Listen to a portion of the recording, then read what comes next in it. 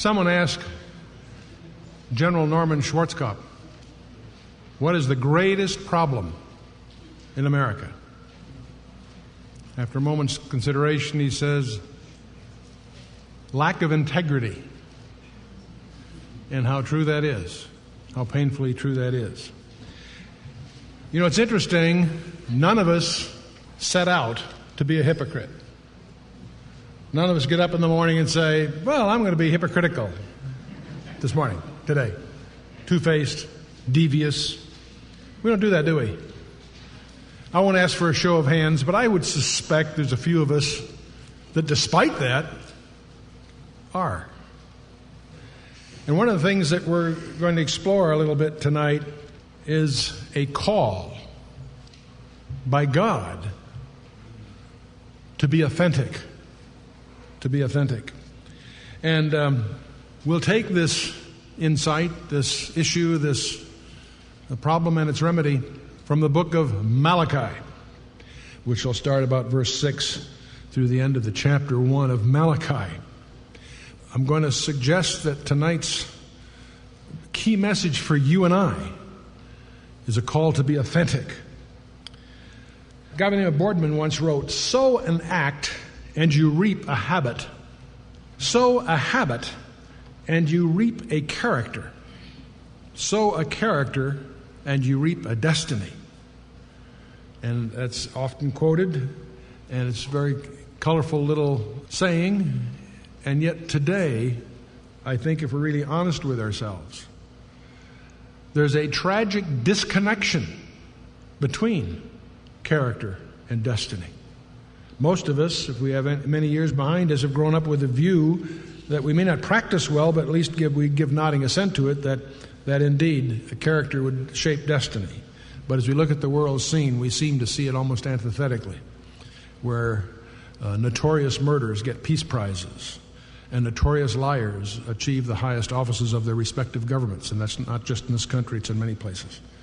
But you and I, as we reflect on these things, it's easy to be very, in fact, it's becoming fashionable to charge the government, the media, the politicians, and the others as being false, insincere, hypocritical, and generally untrustworthy. They say that a trustworthy politician is one who's bought and stays bought. See, that's what I came across. I thought, there was one politician mentioned to me, he says the important thing in politics is sincerity. Once you can fake that, you've got it made. See. But tonight, what we really want to do to make this valuable is to focus on ourselves. Do we ourselves also have a credibility gap? Have you and I heeded the divine call to an authenticity that rises above current fashion slogans or the eddies of our current day? Have we also, as Malachi's listeners, have we also abandoned the God that loves us in subtle ways? Let's look at verse 6. A son honoreth his father, and a servant his master. If then I be a father, where is my honor? If I be a master, where is my fear? Saith the Lord of hosts unto you, O priests, that despise my name. And ye say, wherein have ye despised thy name? What Malachi is doing here is quoting what was then a proverb. Sons generally honor their father, servants generally fear their master, is sort of the thought that's there. And he's saying, since you openly profess that God is your father and your master, where is your honor and fear? And the word fear, by the way, occurs over 100 times in the Old Testament. How could their deeds and their words be so far separated? Now, incidentally, Malachi is speaking to the priests of that day, but before the chapter's over, he's going to tie us into that. In verse 14, there's a broad statement that will include all of us, so you might pay attention right from the beginning. But also, from a New Testament perspective, you and I are counted as a royal priesthood. Peter makes reference to that several places in the New Testament. You and I are called kings and priests. And so admittedly not a Levitical priesthood, but I think those indictments that Malachi is going to levy at the priests of his day should pinch our shoes, and substantially. And now how was their dedication compromised? Well, they were despising his very act and person, his doctrine, his authority, and his attributes. But let's start from the beginning. What sons do not honor their father? Isn't that in the 10 Commandments? In fact, it's a very unusual commandment. They're not 10 suggestions, of course. We treat them as such, don't we? They're 10 Commandments. One of them says, honor thy father and mother, that thy days may be long about the land which the Lord thy God giveth thee. It is the only one, or the first one there, with a promise. It's interesting that in Israel, that one of the signs of decadence during one of their periods of decay was when the children were running things, when the children were dominant in the households. If you read your Old Testament carefully, you'll discover that. And it's interesting, as we stand back today, how those ideas seem quaint in our culture about kids not honoring their parents. I don't have to dwell on that. I think we all have had enough experiences.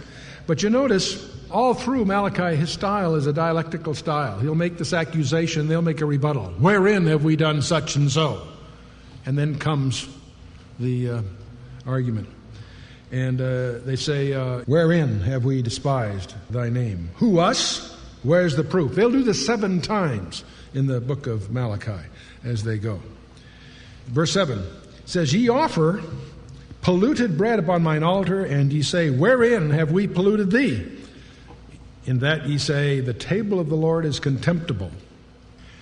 Now, the table here, of course, they're talking about the temple table. And when they say, incidentally, when they say bread, that term is used as a metonym. A metonym or a synecdoche is where you use the general for the specific or the specific for the general. Bread is a term of the offering. It could be meat offering. It's still called bread. The term is used broadly. Just like the kids say, hey, have you got any bread? They mean money, right? Or there's other examples of synecdoches or metonyms in our language. But the point is that we're not talking just about the meal offering. They're using it generically. But the offerings they were offering were polluted 2 ways. 2 ways. The first way is that the offerer, the person making the offering, was polluted. And they cannot offer pure sacrifices to God while they simultaneously reject his lordship and fail to glorify and enjoy him. God looks at the heart first. As someone has said, put yourself in the offering plate first, and then deposit your offering before God. How interesting it is. How glibly sometimes we write a check. How glibly we sometimes will yield some substance when the real issue between you and the Lord is your heart, not substance. Now, it's interesting, one of the first places that we're conscious of an offering being made in the Bible is Genesis 4, the famed story of Cain and Abel. We've all studied Genesis 4, where Cain and Abel have this tension between them because one's offering is accepted and the other is not. If you go into the Hebrew of Genesis 4, it says, Cain, he also he brought. See, in the English translation, you don't pick that up. They smooth it out. But in the Hebrew, it says Abel, he also he brought. Even in the structure of the Hebrew grammar of those passages, the issue wasn't the offering as much as it was the issue of the offeror. There was sin lying at the door. 4 different grammatical elements are brought to bear: the proper name, the personal pronoun, the adverb, and the verb, with a personal pronominal ending it. It's a grammatical emphasis. You see, there is a type of profanity that goes beyond the kind of cursing you might hear on a construction site or the forecastle of a ship or wherever else. In today's world, probably anywhere, but many people are offended by profanity in that kind of a way. And tragically, that's usually a symptom of nothing more than a lack of vocabulary. And literature is full of examples of that. I was doing some preparation and I couldn't help but be reminded of the play Cyrano de Bergerac, where he had this long nose and someone makes a comment about his nose that's kind of crude and simple. And he tears the guy up by concatenating a whole list of more eloquent ways to disparage his nose than the guy even dreamed of. And the writer, of course, makes fun of the lack of vocabulary of his detractors by he making fun of himself in an eloquence that you stand back. And even in the remake, the modern remake called Roxanne, there's the equivalent passage that gets the point across. I don't think that's as serious a form of profanity than our hypocrisy before the altar. And we'll see that manifested further as this passage goes. A good example of that, let's pause here. I think we've got time to indulge ourselves a little bit. Pop over to Ezekiel 36. There's so much discussion as we get interested in the Bible and we discover that the Bible lays out history in advance, and as we discover that you and I are being propelled into that period of time of history about which the Bible says more than any other period of time in history, including the time that Jesus was on the shores of Galilee. As we get into all of that, people say, well, you biblical Christians are pro-Israel. Not so. We are not pro-Israel necessarily. We are pro-God. And we're just conscious of the fact that God has a plan for Israel, and it's very visible in the end times. One of the things, and I get asked this as I travel, again and again I get those accusations, I'm always drawn to Ezekiel chapter 36, starting at verse 19, where God himself said, I scattered them among the nations, and they were dispersed through the countries according to their way, and according to their doings I judged them. And when they entered into the nations to which they went, now we're talking about the diaspora here, because what the subject of the passage that we're reading from, it has the regathering after the diaspora, as we're witnessing today. But it says, when they entered into the nations to which they went, they profaned my holy name. Who, Israel? Yes. When they said to them, these are the people of the Lord, and they are gone forth out of his land. But I had pity for my holy name, which the house of Israel hath profaned among the nations to which they went. And he goes on. Thus saith the Lord God, I do not this for your sakes, O house of Israel, but for my name's sake, which ye have profaned among the nations to which ye went. And he goes on, because what follows this, of course, is Ezekiel 38 and 39, when the Russians and their allies invade Israel, God is going to intervene. He's intervening not because they deserve it, but because his reputation's on the line. He said he would. So he's protecting his name. It's not that they deserve anything, because we are sinners saved by grace, and the tragedy is even after saved, we are shoddy representatives of what he really should be meaning to us. So that's what we're getting into here. Now, gifts are polluted by the offeror in terms of the heart not being right. They're also, of course, can be polluted in that they are blemished and not the choicest that could be given. And obviously, the term bread here, as I mentioned, is a metonym for food and such. It's referring, actually, the passage is referring to animal sacrifices. And Leviticus 21 and elsewhere, they are not to be blind, lame, or sick. Those are expressly prohibited. What they were supposed to offer at the altar was the best, that is, without blemish. See, notice, incidentally, it says, wherein have we polluted thee? They realize, in effect, that they're compromising the offerings, are disparaging the God to whom they are given. When you make an offering to the Lord, it's a testimony of how you regard him. And if you're giving him leftovers, if you're giving him marked down goods, if you're giving him seconds, if you're giving him something that's ineffectual, then you are not only violating the laws of Moses in terms of the priests here, and they knew, his listeners knew that this was directed, that these offerings were directed against God himself. Wherein have we polluted thee, is the remark they make. Not just the offering, they're in effect disdaining the God of the universe. You know, it fascinates me as a guy that spent 30 years in the corporate world, as you deal especially in large organizations. It's fascinating to watch any big organization when there's a new boss. The top boss has gone on to maybe some other job or promotion, whatever, and there's a new boss just been hired. It's fascinating to watch the energy of the organization. Try to find out, what's he like? What's his favorite things? What does he not like? Does he this? Does he that? And there's busy, trying to figure out what they're stuck with as the boss, you know. I can remember vividly, I was for some years, I was a senior executive of the Ford Motor Company in Dearborn, Michigan. And there were in those days two very large engineering organizations. One was called Engineering Staff. That was all the proving grounds and wind tunnels and all the general resources under the engineering staff that reported to the Vice President of Engineering, the Ford Motor Company, Herb Misch. And there was also what was called the product engineering office. These were the engineers that actually designed the cars. And obviously they all worked together, but they had their different functions. One was a staff organization, supportive. The other one was the line organization that signed the drawings, that was responsible for the vehicles as they were produced. The head of the product engineering office was a chief engineer, line officer, and the head of staff was the vice president of engineering. It was interesting. Herb Misch, the vice president of engineering, was a guy that wore a coat and tie. During the day, he would wear his coat and tie. He would have meetings and stuff. He would generally be wearing his coat and tie. Hans Matthias, a German, very classic German engineer, was the head of product engineering for the Ford division. And Hans Matthias was one of these guys that was a shirt sleeves guy. When he got to the office, he kept his tie on, but he took his coat off and rolled his sleeves up, and all day long he was in shirt sleeves, unless he was going up to the glass house for some reason. It used to fascinate me. I could attend a meeting over an automotive assembly division or body engineering and be full of engineers. I could spot the engineers that came from staff because they had their coats on. I could watch the engineers who were in shirt sleeves. They belonged to the product office. They weren't consciously conforming to a code. It was subconscious.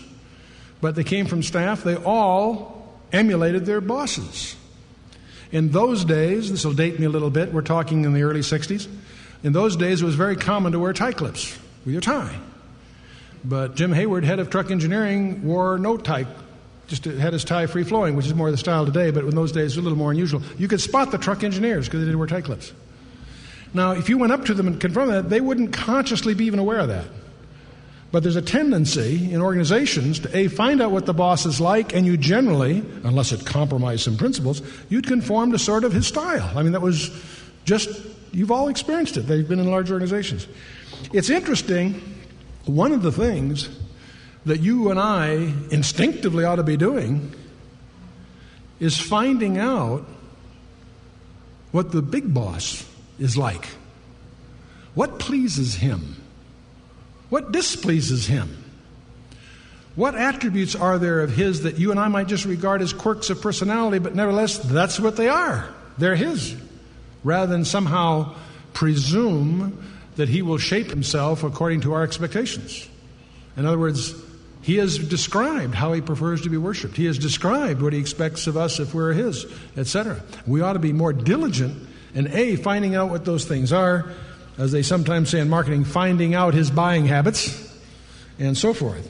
One of the things that shocked me one day, I think I may have recounted this to you before, but it fits the situation, let me mention. I was on my way home from work, and I had planned some neat surprises for one of my kids. And all day long I was looking forward to springing this unusual opportunity for one of my kids. I knew it would just be exciting. Well, when I came up the driveway, came home, I immediately found out that this particular child had been awful that day. I mean, my role was immediately put in one in which giving a very unusual gift was highly inappropriate. And the particular problems were one of ingratitude. And I remember sitting there in the car before getting out to go in the house and figure out how to deal with all of this. I can remember my frustration. My frustration as a father, and you fathers will know exactly what I'm talking about, came from two things. Number one, all day long I was looking forward to doing something fun to give her this thing, see? And I was denied that. I mean, I'd have to put it away and hope it'll work out some other way. I mean, what I had in mind was shattered. I remember the disappointment I felt, not being able to do something nice that was planned for one of my children. But the other thing I experienced that really caused me to do some introspection at the time, I also was frustrated as to how do you deal with ingratitude. If there was an overt disobedience to some rule or something, you can deal with that. You get your hands on it. You can lay out an appropriate punishment or something. But what do you do with ingratitude? All you really can do is feel pain. And as I was reflecting on that, the difference, that distinction between a disobedient and overt disobedience of some kind and just an expression of gross ingratitude, I was hit by something. Began to realize that's God's dilemma with us. When we're disobedient, he can take us in the woodshed. He does that to me often. I deserve it. But what does he do when we're just ungrateful? All he can do is feel pain. And it startled me as I sat there in the driveway thinking about this, to realize that puny me, little old me, could cause injury to the God of the universe. I could make him feel pain by being ungrateful. It startled me. And suddenly I realized part of what being a father is. And he is indeed our father. And that's part of what's going on here. These priests, who are to be representatives of the people, were profaning their offerings two ways. They're profaning their offerings, first of all, because their hearts were not right with the Lord. So the offerings were empty and vain, and we're going to find out how God's attitude is about that in a minute.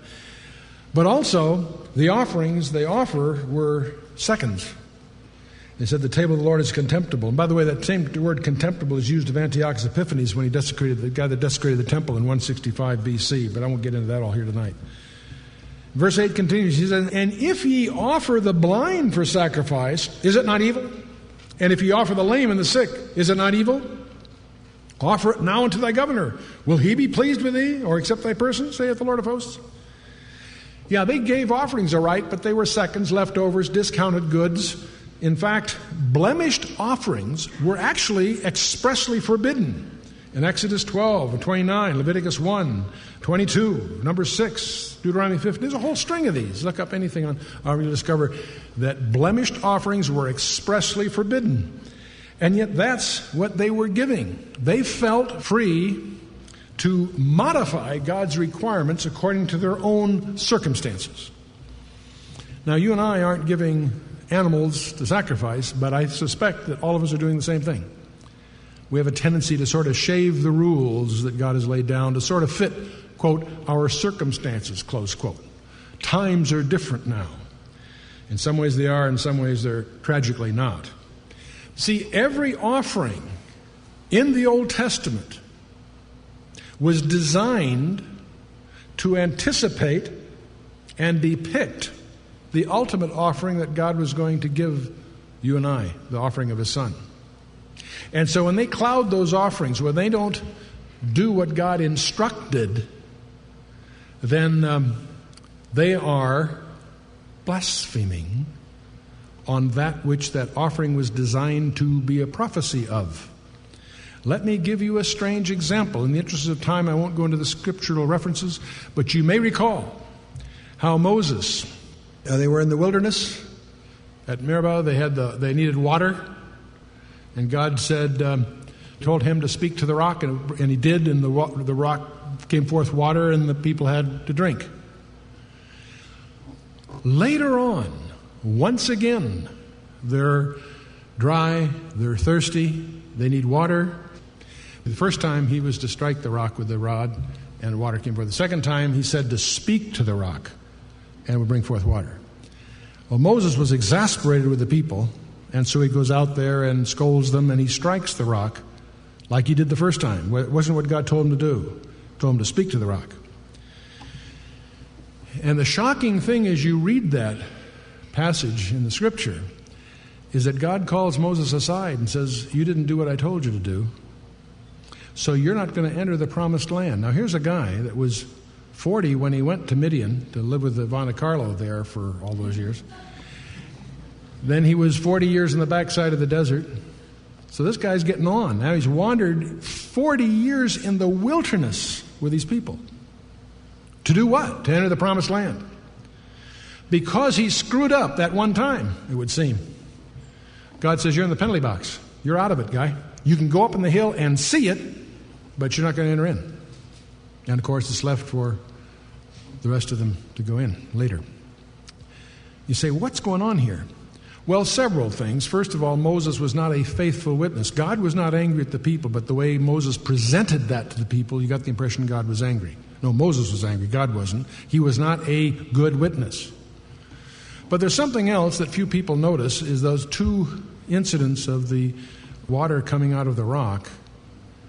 It would seem may have been intended by God to model the first and second comings of Jesus Christ, where the first one is he was smitten. You see, in 1 Corinthians 10, the rock that followed in the wilderness was Christ. Paul draws the analogy of that rock It refers to Jesus Christ. The first time he was smitten, but not the second time. There was a distinction. You could preach quite a sermon from that had Moses not screwed it up. Follow me? Every detail in the Old Testament, every detail is there, speaks of Jesus Christ. So, anytime that they offered a blemished offering, it's a direct insult to the gift of redemption that God has provided for us. And so each one of these was an act of sacrilege and blasphemy. And the question that should be lurking in your mind right now, are we guilty of a comparable thing in our lives, in our attitudes? And you ask yourself, first of all, how did the priests allow this? These people bringing the blemished offerings weren't doing it. It wasn't a one-way street. The priests had to accept it, and they were accepting it. They lowered their standards, which they shouldn't have done. And so it was a discount religion. They were shaping their practices by a market analysis of what the people wanted. I wonder how many churches plan their programs by reading polls and designing the services for the people rather than by what God has ordained.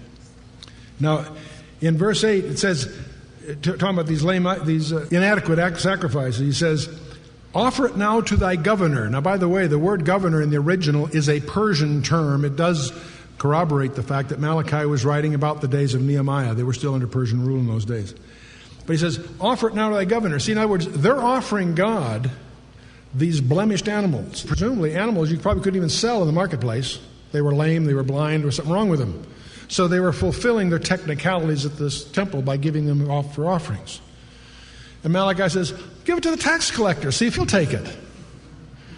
You see, it's a very, very facetious, sarcastic kind of remark. Offer it now to thy governor. Will he be pleased with thee? Or accept thy person, saith the Lord of hosts? You think it's good enough for me, God, but it certainly isn't good enough for your local tax collector, in effect, is what they're saying. It's interesting, speaking of tax collectors, that I wonder how far we would get by paying our taxes with marked down goods. And yet, we're paying, over 50% of our income in taxes in this country, ourselves. People say, well, render unto Caesar the things that are Caesar's. Remember that? They cornered him. They confronted him. And he says, well, give me a coin. They give him a coin. He says, whose image is this? They said, Caesar's. Then he said, render unto Caesar the things that are Caesar's. The part of that, we always hear that bandied about so loosely, render unto Caesar the things that are Caesar's. What Jesus was really saying wasn't just that. The question is, whose image do you bear? In Genesis, Scripture tells us we were created in whose image? God's. So we too are to render to Caesar the things that bear Caesar's image, but to God's the things that bear God's image. Jesus was saying far more than just this business of, gee, do you pay your taxes there, as an aside. The question that you and I need to think about is, are we presenting authentic images or are we counterfeits? Verse 9 continues, and now I pray you, beseech God that he will be gracious unto us. This hath been by your means. Will he regard your person, saith the Lord of hosts? See, there's no reason for you and I, there's no legitimate reason for you and I to have any doubts about God's love. You can attack that in so many, many ways in terms of how you deal with that. God's love for you and I. The first half of this chapter hits that head on. But it's in our indifference, our carelessness, half-heartedness that blocks our privileged position too, just like Israel's. Israel's privileged position. Israel was chosen, elected by God, foreknowledge, all of that, and yet their privileged position was blocked or encumbered by their indifference, their half-heartedness. We have a gift of God that's far more precious than they have. And yet we're in the same position. Getting back to these gifts, God judges a gift by what the gift costs the offerer who placed it on the altar, not by its intrinsic worth. And of course, we're all familiar in Mark 12 and Luke 21, the widow and her mites. That was valued far more than all the other things put there. Why? Because it was measured in terms of what she had. She gave, wasn't much, but it was everything. In other words, God looks at the heart. So we're called upon to be authentic. We're called upon to be authentic in our gifts. We're called upon to be authentic in our service. Let's look at verse 10. Malachi continues, "Who is there even among you that would shut the doors for naught? Neither do ye kindle fire on mine altar for naught. I have no pleasure in you, saith the Lord of hosts, neither will I accept an offering at your hand." This is one of those places where the King James does seem a bit obscure. I tend to lean to the King James, but there are values in looking at some of the other versions. The Authorized Standard Version would read this verse slightly different, more accurately. "Oh, that there were one among you that would shut the doors, that ye might not kindle fire on mine altar in vain. I have no pleasure in you, saith Jehovah of hosts, neither will I accept an offering at your hand." The NIV comes close. It says, "Oh, that one of you would shut the temple doors, that you would not light useless fires on my altar. I am not pleased with you, saith the Lord Almighty, and I will accept no offering from your hands." See, these profane sacrifices that were permitted by the priests were so distasteful that Malachi, or God through Malachi, now makes this outrageous suggestion. Lock the double doors of the temple and block all access to the altar of God. No worship at all is better than the perpetuation of cold, negligent, worthless worship. And I can hear it already. Well, that's just that harsh language of the Old Testament. Jesus would never say something like that. Well, Jesus did, by the way, but let's get another point. First of all, remember the 7 letters to 7 churches in the book of Revelation. Everybody says, well, there's 21 epistles in the New Testament. Wrong, there are 28. Everybody overlooks 7 of them are penned by the Lord himself.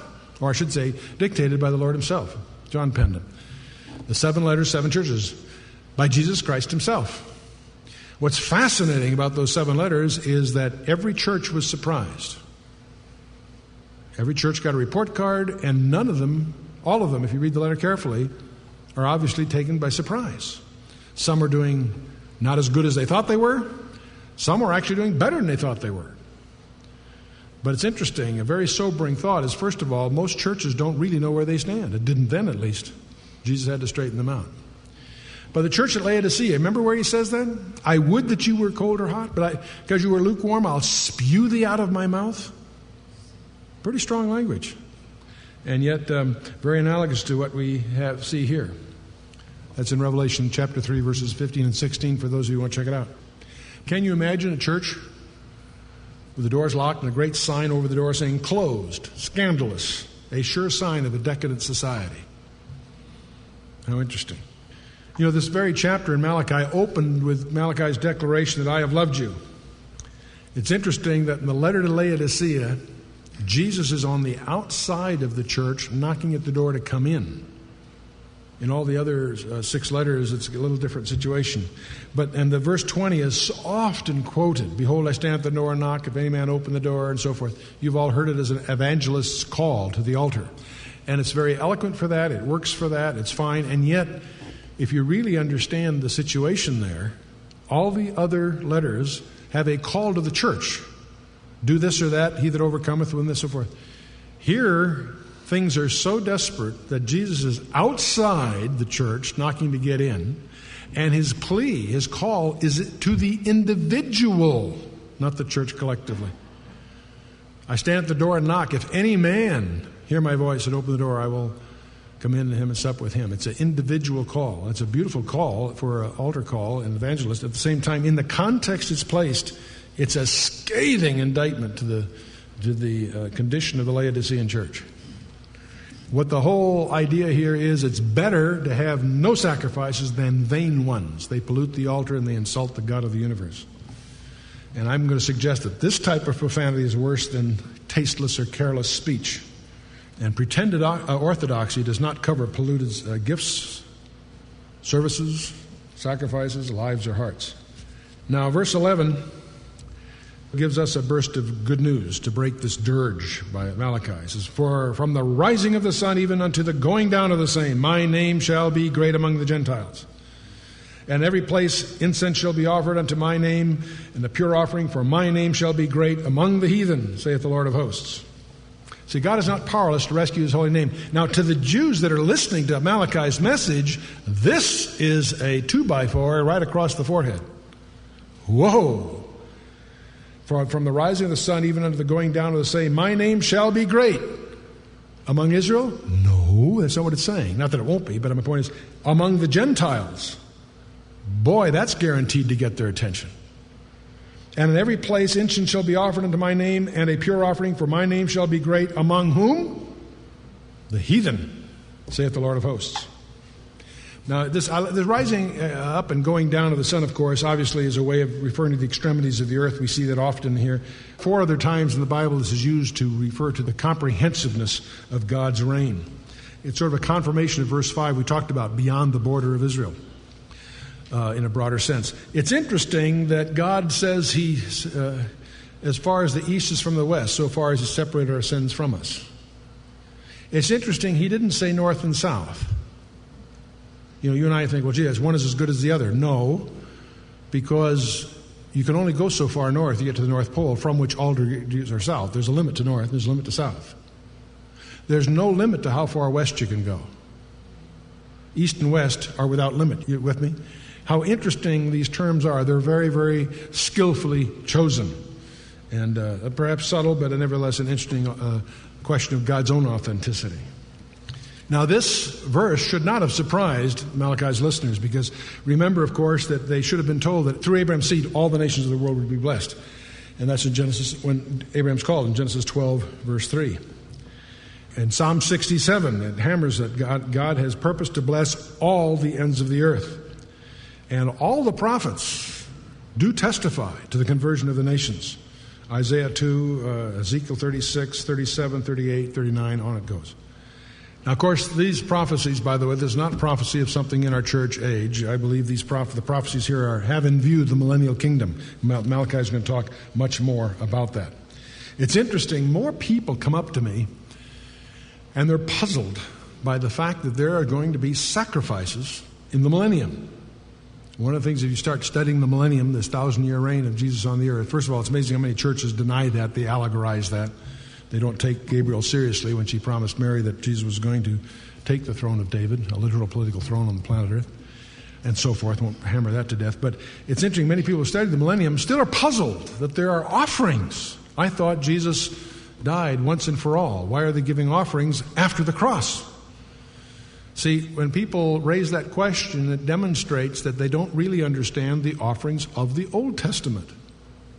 The book of Hebrews hammers away on the fact that no sins were ever covered by the blood of goats and calves and such. They were memorials in advance of the offering that would cover sin.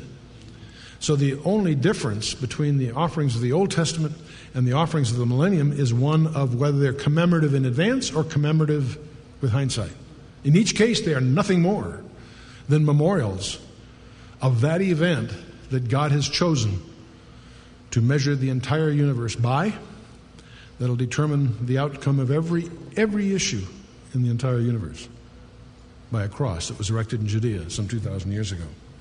But Israel, first of all, does have a destiny, despite their failures that Malachi is hammering away on, and the rest of it. They have a destiny which will be fulfilled, what Paul says in Romans 11:25, when the fullness of the Gentiles be come in.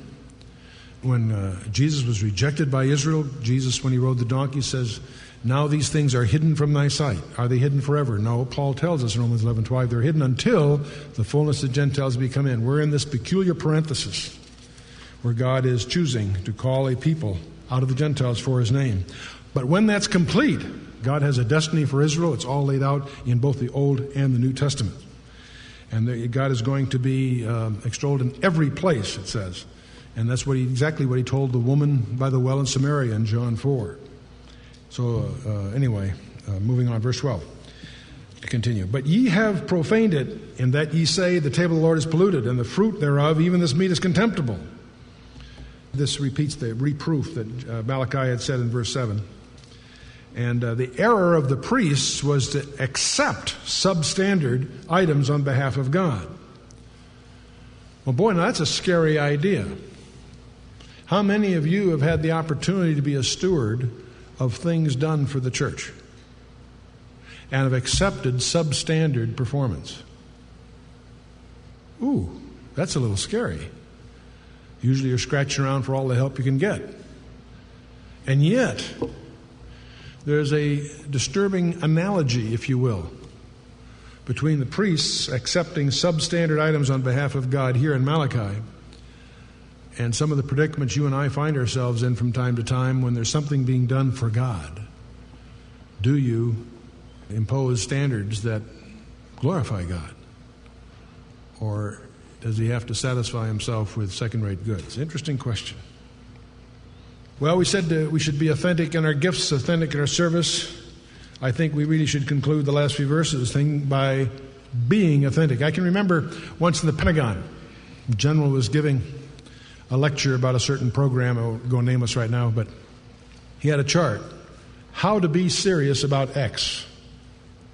Step 1, have a chart on X. Step 2 was to have some staff positions on X. And it went down the list of these things. But the last one, item 12 on the list, was be serious about X. In other words, all those other things were form, not substance. What Malachi is going to include is to be authentic. Verse 13, he says, Ye said also, Behold, what a weariness is it, and ye have snuffed at it, saith the Lord of hosts, and you brought that which was torn, and the lame, and the sick, thus ye brought an offering. Should I accept this of your hand, saith the Lord? Wearisome and burdensome. See, their hearts were not in it. The priest's heart were not in it. They sniffed at it, and they treated their jobs with contempt. Boredom, weariness, dull routine, drudgery, burden. Those are familiar terms, I think. We've all heard them with respect to services, churches, church things. You see, the blemished offerings were not because of poverty, it was because of greed. It was the offerer, not just the offering, that was polluted. And the question is, are you and I stewards of God's resources? And do we demand a high standard? Or do we accept substandard performance on behalf of the King? How about in our private life? What is your table grace like? Is it routine? Is it form? Or does it have substance? How do we begin our day? What's the first thing we do to honor the day? Does the Lord get the best of it? For some of us, the morning is the best time of the day. Do we give to the Lord? Or the end of the day? The day is done. In other words, are you and I really being authentic? Verse 14 continues, But cursed be the deceiver which hath in his flock a male, and voweth and sacrificeth unto the Lord for a corrupt thing, for I am a great king, saith the Lord of hosts, and my name is dreadful among the heathen. See, the curse is pronounced upon a deceiver who thinks he can vow, in such cases what was promised of God, a proper sacrifice, and then he fulfilled the vow with an unsuitable animal. And such were an insult to the majesty of God. You make a promise to do one thing, you compromise it. Among other things, you're insulting God. They were actually trying to swindle God. Do any of us try to do that? God means what he says and says what he means, and I think he expects us to do the same. Many of the things they're dealing with here were voluntary vows, and yet they were voluntary, and yet they still didn't keep them. See, I don't believe God wants us to tell him anything unless we mean it. It's interesting that throughout the entire Scripture, you can't find a place where God calls a believer a hypocrite. He speaks of hypocrites and he speaks of believers, but he doesn't lump them together.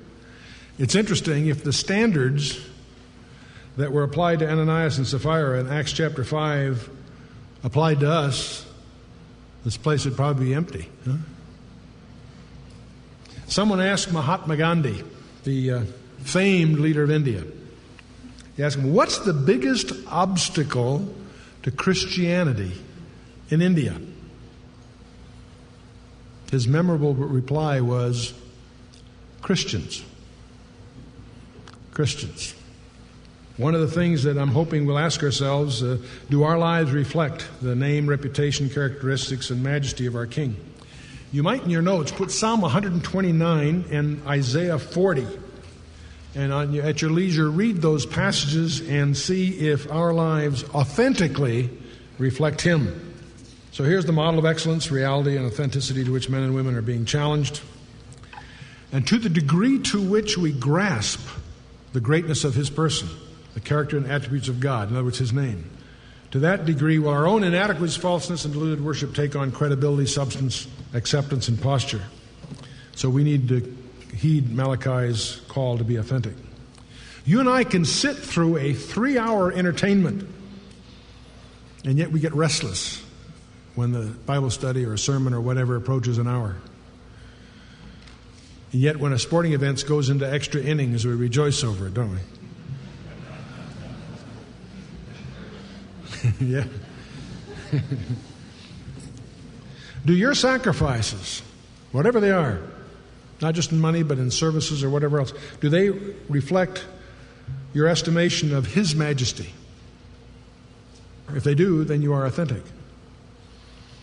Can we continue to claim our status as His sons or His children? Do we render Him the honor that is due? See, it's not God that needs defense or credibility. All these apologetics, all these people, is the Bible credible, all that. That's not the issue. The real issue is, are we credible? We're the one that need to be more real, more authentic in our profession, in our gifts, in our service. And His supreme love has given us our most precious treasure, the most precious treasure you have, the Messiah and the King of Israel, the Redeemer of men. And one of the questions, of course, that you can ask me is, how do we actually go about becoming authentic? How do we go about it? And I don't think there's any simple answer. I can offer you some steps that make sense to me. It happens, by the grace of God, that my wife's just published a book called Be Ye Transformed.